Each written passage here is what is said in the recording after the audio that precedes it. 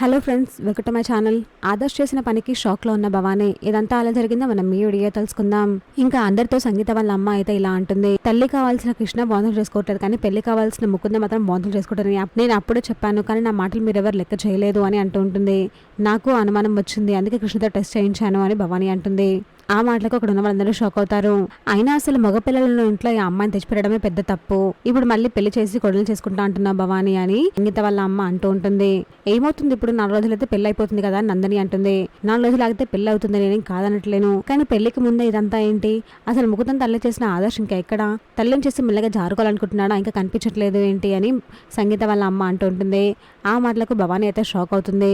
మరి లేకపోతే ఏంటి వదిన, ముకుతం తల్లిని చేసి ఆదర్శ్ ఎక్కడికి వెళ్ళిపోయాడు? ఇదంతా ఏంటి అని సంగీత వాళ్ళ అమ్మ అడుగుతూ ఉంటుంది. మరోవైపు మురారి ఏం చెప్పాలో తెలియక తలదించుకుని ఉంటాడు. ఇంకా ముకుంద అయితే నీరసంగా నటించి వాళ్ళ మాటలనే చాటగా వింటూ ఉంటుంది. చూసాక ఫ్రెండ్స్, మరి ఏం జరగబోతుందో. ఇలాంటి జెన్యూన్ అండ్ రెగ్యులర్ అప్డేట్స్ కోసం మా వీడియోకి లైక్ చేసి ఛానల్ ని సబ్స్క్రైబ్ చేసుకోండి.